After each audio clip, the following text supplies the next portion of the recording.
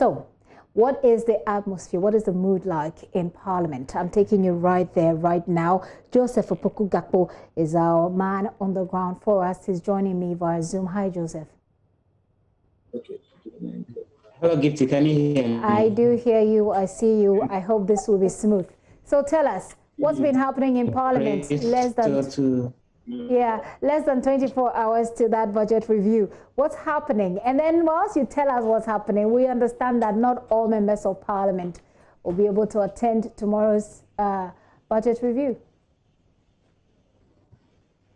Well, that's the announcement that Professor Michael Quay, the Speaker of Parliament, delivered earlier today to MPs, indicating that tomorrow morning it will be on first come, first served basis, because there will be a situation where the chamber will not be allowed to fill to capacity. They will ensure that there is an empty seat in between every spot where a member of Parliament sits.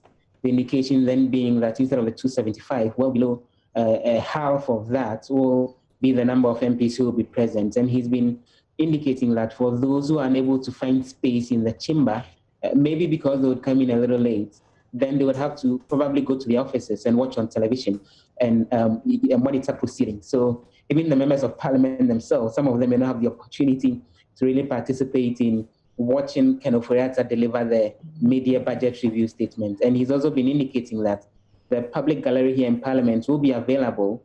They are not allowing visitors to come in.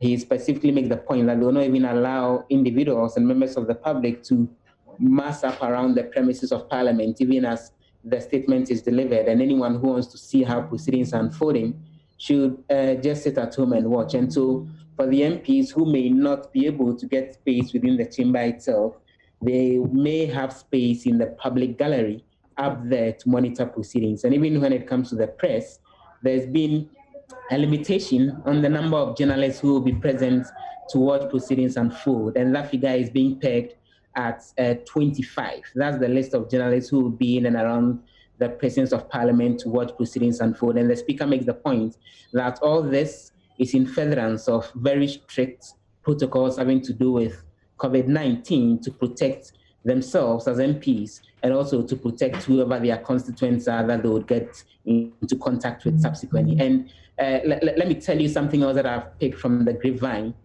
There's been communication from Parliament to the presidency indicating that, usually when the budget statement is being read, ministers and ministers of state who are not members of Parliament will usually come around and sit in Parliament and watch the finance minister deliver the budget statement. And all that communication has actually gone out from the legislature to the executive that for ministers and chief executives of various state agencies who are not members of Parliament, the presidency is being asked to communicate to them that they will not be welcome here in Parliament tomorrow, apart from MPs themselves who may be ministers. And also looks like COVID-19 related protocols are being taken very seriously. We wait to see how things will unfold eventually when at 10 a.m. tomorrow morning, sitting resumes.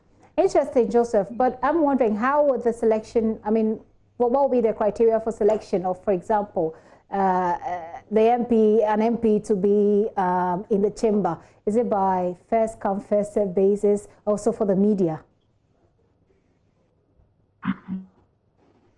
With regards to the parliamentarians, it's actually on first come, first served basis. So whoever shows up early enough, right from maybe around 9:45 when the chamber opens, will then get the space to be able to sit in. And then those who come later wouldn't have the space. But what we know for certain is that when it comes to the leadership, the majority leader, the minority leader, the whips, the deputy leaders, they would obviously be given some special accord, as well as the deputy speakers, so that their spaces are reserved. But apart from them, anyone else who shows up on time is the one who will be given the space in order to get in, while the others will be asked to stay out. On the media bit, it's generated a bit of conversation right here in Parliament. Communication has gone out to the parliamentary press corps, the leadership of the parliamentary press corps, to actually compile a list of 25 journalists who will be allowed within the space to actually observe proceedings unfold right here in Parliament. And it's based on that those journalists will be allowed in. All others would probably have to monitor on JoyNews and see how things are. I know. I was just going to say that. Not just the media, not just the press corps, but everybody else across the country who cannot be there, including the members of parliament. They don't have a problem at all. All they have to do is to just be glued. The action will be live here. So everyone else can monitor the. By all means, Joseph.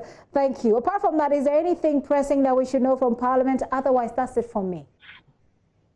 So let me just quickly mention that Parliament has begun the processes to amend the Births and Deaths Registry Act 1965 with a new act, that's the Births and Deaths Registry Bill 2020, which will allow for a better integration of data from the Births and Deaths Registry with other national databases like the National Identification Authority, the Passport Office database, and a number of others. And also, the minority is kicking against a document that government has laid in Parliament to actually amend the Minerals Development Act because they think the establishment of a special purpose vehicle will be out of place. And Dr. Bernard Okoboy, the Deputy Health Minister, has been giving details on how Zipline, that very controversial company, has been helping Ghana with the COVID-19 fight, including delivering more than 2,000 samples of COVID-19 suspected patients to the Noguchi Memorial Institute. So that's been unfolding here in Parliament today as well. Interesting. If we are able to digitize, the identification system is one of the things that people have said will help us a great deal. Joseph, thank you. Thanks, Gifty. Joseph Opoku Gakpo is our parliamentary affairs correspondent.